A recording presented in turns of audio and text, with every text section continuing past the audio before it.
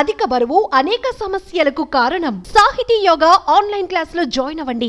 గడిచిన 5 సంవత్సరాల్లో పూర్తిగా నిర్లక్ష్యం చేశారు. దానివల్ల కూడా చాలా ఇబ్బంది వచ్చింది. ఎన్నికల సమయంలో హామీ ఇచ్చాం. అదే సమయంలో ఈ స్టీల్ ప్లాంట్ ని కాపాడతామని చాలా స్పష్టంగా చెప్పి నేను ముఖ్యమంత్రి అయిన వెంటనే దీని మీద శ్రద్ధ పెట్టాం. అనేక మీటింగ్లు పెట్టాం. ఆ రోజు మీటింగ్ లో ఎంపీగా ఉండే భరత్ గారు కూడా అక్కడికి రావడం, అక్కడ ఆయన కూడా రిప్రజెంట్ చేయడం. అదే మరిగా మేము ఒక మీటింగ్ కాదు, సిరీస్ ఆఫ్ మీటింగ్స్ జరిగాయి. ఒక రోజు అయితే రాత్రి 12:30 గంటలకు మీటింగ్ పెట్టాం. ఆ రోజు నిర్మలా సీతారామన్ గారు చాలా బిజీగా ఉండడం, మహారాష్ట్ర నుంచి లేట్ నైట్ రావడం. ఆ లేట్ నైట్ వస్తే కాదు మళ్ళీ నేను వెళ్ళాలి కాబట్టి ఆ రాత్రి అర్ధరాత్రి కూర్చొని సమీక్ష చేశాం. ఏదేమైనా ఒక పట్టుదలతో పనిచేశాం, చిత్తశుద్ధితో ముందుకు పోయాం.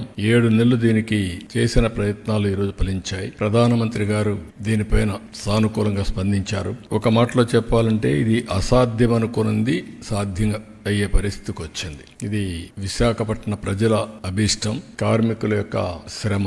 దీన్ని మళ్ళీ కాపాడుకోగలిగాం, మళ్ళీ ట్రాక్ లో పెట్టగలిగాం. ఈ రోజు 11,440 కోట్ల రూపాయలు ఈ ఇండస్ట్రీని రివైవ్ చేయడానికి ఇవ్వడం అనేది అరుదైన అనుభవం. ఈ విషయం ప్రతి ఒక్కరూ గుర్తుపెట్టుకోవాల్సిన అవసరం ఉంది. అదే సమయంలో నేను విశాఖపట్నంలో పనిచేసే కార్మికులకు అందరికీ విజ్ఞప్తి చేస్తున్నా, మనందరి బాధ్యత, మన మీద పెట్టుకున్న నమ్మకాన్ని మనం కాపాడుకోవాల్సిన బాధ్యత మన మీద ఉంది. నేను ఆ రోజు కూడా చాలాసార్లు చెప్పాను, ఈ ఫ్యాక్టరీని మళ్ళీ రివైవ్ చేస్తాం, మంచి ప్రొఫెషనల్ మేనేజ్మెంట్ పెట్టుకుంటాం.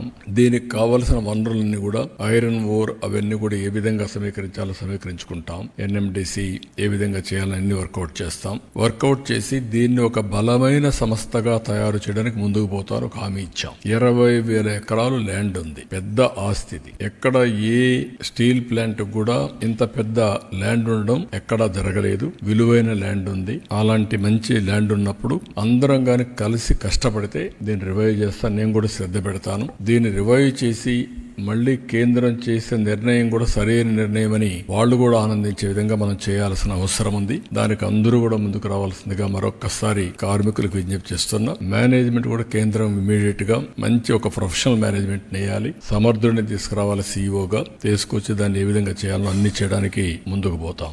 సుమన్ టీవీలో మీ పర్సనల్ అండ్ బిజినెస్ ప్రమోషన్స్ కోసం కింది నెంబర్ కి కాంటాక్ట్ చేయండి.